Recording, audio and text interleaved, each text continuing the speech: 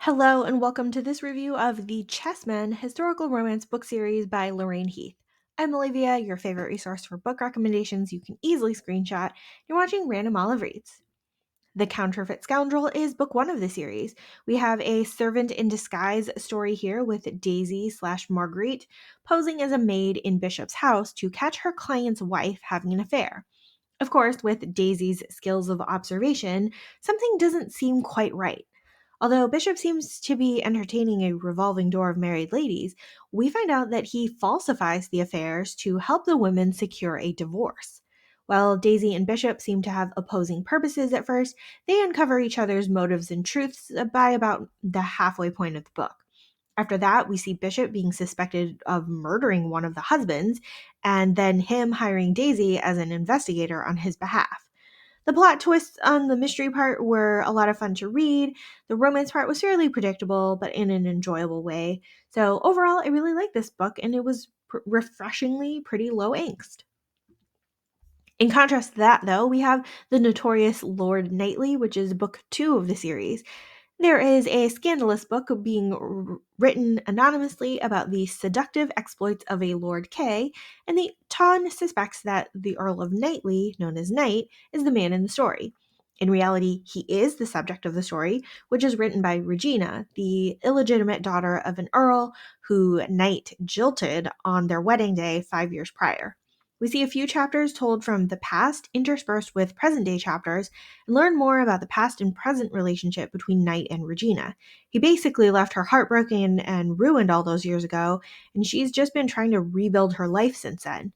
The notoriety of this book has drawn them back together, but there's still a lot of resentment on Regina's side of things and lots of guilt from Knight's. It's interesting to see how they ultimately overcome these issues that kept them apart all those years ago. In Want of a Viscount by Lorraine Heath is book three of the series.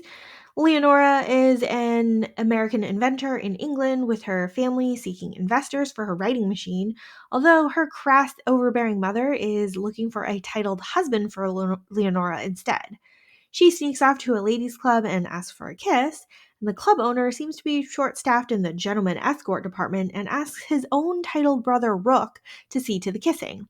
Now, these two don't exchange names, but do exchange a kiss, leaving her passed out from absinthe and him wondering what he did wrong. And of course, when they cross paths later, when Rook turns out to be a potential investor in the company, things are awkward.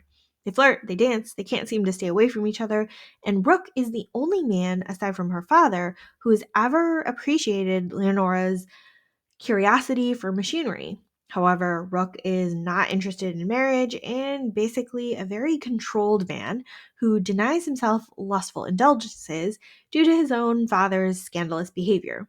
These two are fairly slow to realize they're perfect for each other, but it's a fun read along the way. Now, this series follows our male friend group known as the Chessmen, who all have their own separate identities and come together for various business dealings and investments. While the stories move in chronological order, the books read pretty well as standalone and take place pretty separately from each other. I do enjoy seeing the interconnected Lorraine Heath universe and how characters intersect from previous books.